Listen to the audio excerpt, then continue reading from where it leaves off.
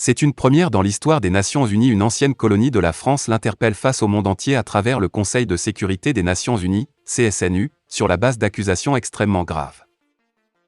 Le Mali est le pionnier dans la manifestation de plusieurs symptômes qui caractérisent la débâcle de la métropole dans ses anciens précarés. L'affaire est surréaliste. Après plusieurs mois de tension entre les deux pays, le clou du spectacle s'avère être cette accusation de violation de la souveraineté du Mali et de soutien direct au mouvement terroriste contre ce pays. Sans s'attarder sur le dossier d'accusation, nous laissons le soin au CSNU, nous préférons analyser brièvement des faits incroyables survenus publiquement depuis que ces accusations sont rendues publiques. Au lendemain de la saisine de l'ONU, l'État français, avec en tête son chef Macron, pourtant prompt à défendre son pays face à toutes accusations, a brillé par son silence. L'occasion n'a pourtant pas manqué pour lancer des pics. Il annonçait récemment la fin de l'abondance pour les Français et il y a 2 jours il flirtait à Tebboune en Algérie.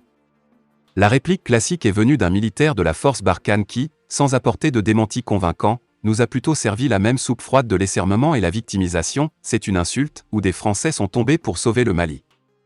Pour ceux qui s'attendaient à des démentis sur la base de preuves à la hauteur de celles que le Mali a brandies, la déception fut totale. Pour le moment, 3 questions tournent sur les lèvres. Pourquoi le Mali n'a pas reçu jusqu'à présent une réponse à sa demande? Pourquoi les alliés du Mali n'ont pas communiqué sur le dossier? Par ailleurs, dans ce silence gênant de l'Hexagone, il nous est revenu que tous ces efforts sont déployés au sein de l'ONU pour que cette réunion d'urgence demandée par le Mali n'ait jamais lieu.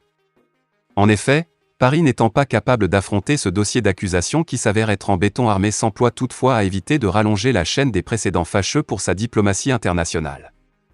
Pour le moment, le flou persiste dans cette affaire grâce notamment au silence douteux de l'accusé. L'occasion de féliciter l'Élysée pour avoir pu retenir le fougueux président de se l'ouvrir au risque de tout foutre en l'air. Mais l'envoi de Macky Sall pour calmer les ardeurs de Bamako a lamentablement échoué. Malgré le suspense et le jeu de la montre fait par certains acteurs dans cette affaire, le Mali n'entend pas du tout lâcher l'affaire. Le ministre des Affaires étrangères, Diop, s'est entretenu la semaine passée avec l'ambassadeur de la Chine au Mali sur cette question. L'affaire retient toute l'attention de l'opinion nationale malienne et panafricaine. Pendant ce temps, Paris évite les sorties publiques et met à profit toutes ses ressources diplomatiques de haut niveau. Pour le moment, les pays de l'Européenne lui auraient assuré leur soutien.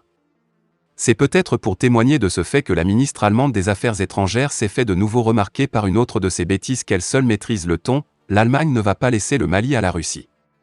Par l'Allemagne, il faut entendre l'Union européenne en soutien à la France pour l'aider à préserver sa propriété privée, le Mali.